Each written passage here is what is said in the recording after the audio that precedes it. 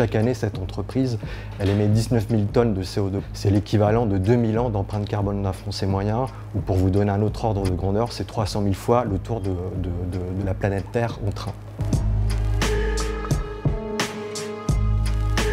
On parle depuis peu des jets privés des milliardaires à l'instar de Vincent Bolloré ou François Pinault qui ont un impact démesuré sur le climat. Et ce d'autant plus qu'on est dans une période où depuis le mois de juillet, le gouvernement enjoint l'ensemble des Français à, je cite, couper le Wi-Fi pour sauver le climat. Ce qu'on ne sait pas, et mon enquête s'est penchée là-dessus, c'est qu'il y a aussi des entreprises en France qui louent aux hommes d'affaires des jets privés.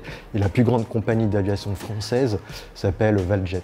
Pour mon enquête, j'ai pu récupérer les données de vol de Valjet depuis 2020. Et ce que ces données montrent, c'est que c'est une entreprise qui est actuellement en pleine croissance. Pour cet été 2022, on voit qu'elle a effectué 80% de vols en plus par rapport à l'été 2021 et 190% de vols en plus par rapport à l'été 2020. Aujourd'hui, c'est une compagnie qui détient plus d'une trentaine de jets privés et qui effectue environ 500 vols par mois.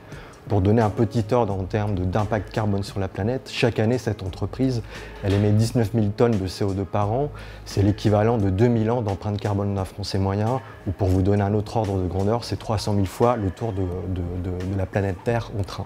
Cette entreprise a depuis 2021 tellement pollué qu'elle est aujourd'hui soumise au marché carbone européen qui repose sur le principe de pollueur-payeur. Le problème, c'est que quand on regarde encore une fois ces données, on s'aperçoit que Valjet n'a toujours pas payé les sommes qu'elle doit au niveau du marché carbone européen. Alors pourquoi? C'est pour une raison totalement absurde mais aussi terrible, c'est que la France est aujourd'hui un des pays européens les plus en retard pour pouvoir intégrer les compagnies aériennes nouvellement soumises à cette taxe carbone au sein de ce système-là. Mon enquête révèle également que cette entreprise a bénéficié d'une manne d'argent public assez conséquente, notamment suite à la pandémie.